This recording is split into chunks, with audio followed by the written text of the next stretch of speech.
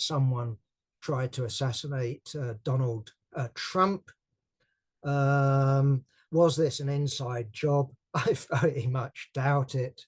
In the United States, you don't need to do an inside job in order to get someone to do an assassination attempt. I don't see this as being the equivalent of the Reichstag fire or something along those lines. Assassination attempts happen in the United States. I did read a little bit about an interview with Bernie Sanders.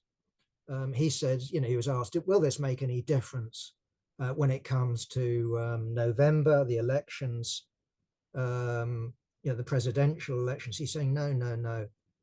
I think it will.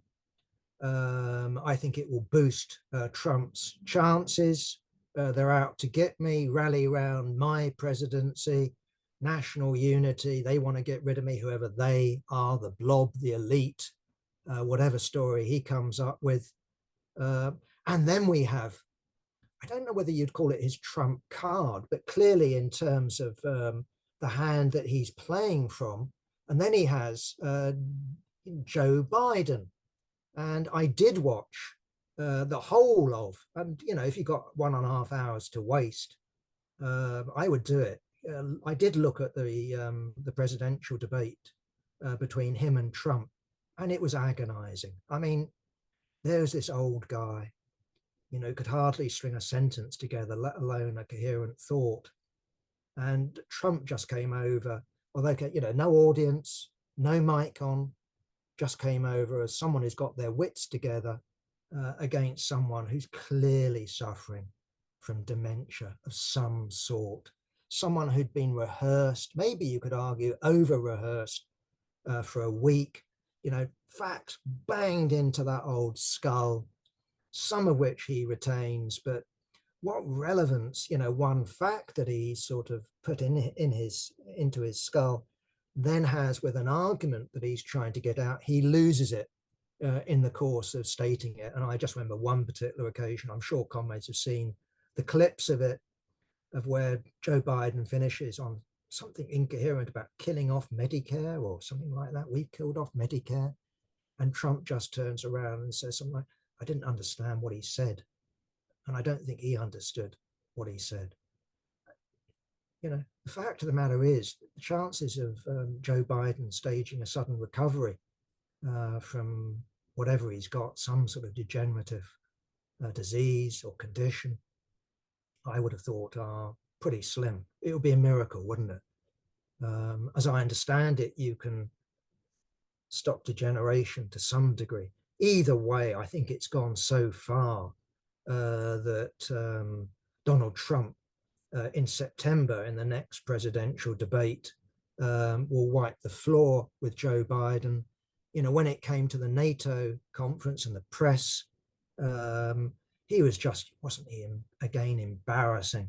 One gaffe after the other. Wasn't this the one of where he talked about his vice president, Trump?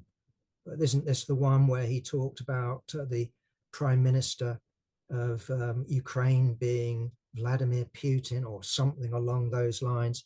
Either way, it does look like to me what was a possibility, a distinct possibility, simply because of the nature of the voting system in the United States being by state, not the popular vote, but by state. And you had in the opinion polls, Trump and Biden being equal, i.e. a Republican victory now looks much more likely to be a Republican victory. Sanders is backing Joe Biden. The majority of the squad, I understand it, are backing Joe Biden.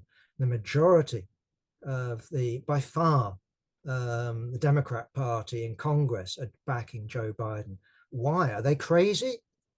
Well, the answer is actually that if you look at the obvious alternative when it comes to polling, when it's come to focus groups and all the rest of it, which they would have done 1,000 times, Joe Biden is up there with Trump. But Harris, vice president, the heir incumbent, is way down there. And when it comes to Newcomb, from California. He's who? People in focus groups don't even know who he is. Um, so that's why they're sticking with this guy. And you could make an argument from the left, I wouldn't make it, that, hey, Joe Biden is pro trade union. Hey, Joe Biden turned up on a picket line. Hey, Joe Biden put through this spending program, sort of a mild version of a new Green Deal. That's what he got through Congress. So we're going with Joe Biden because the alternative, and this is the real argument, is Donald Trump. And either they say, well, Donald Trump is an anti-democrat, a budding dictator, or some sort of fascist. And of course, there's a truth there.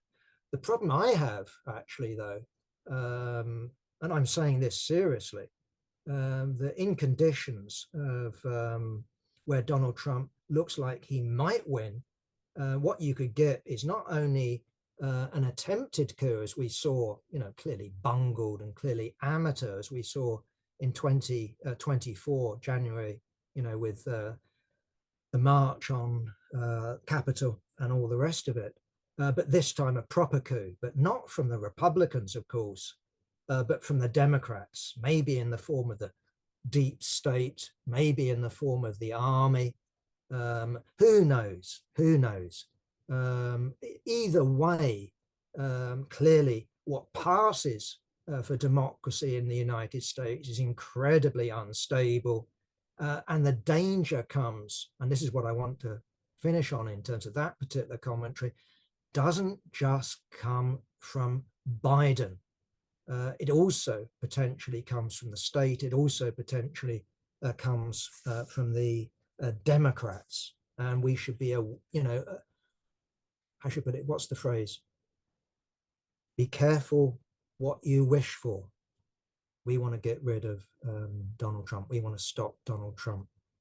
You could end up precisely in a situation that I've described, okay, played out in a different country, played out according to a different timescale, different actors, but you could end up precisely with the sort of results we saw from the Popular Front government in France, of where its ministers negotiate the division of the country with the forces of Adolf Hitler, of where its ministers issue a ban on the Communist Party.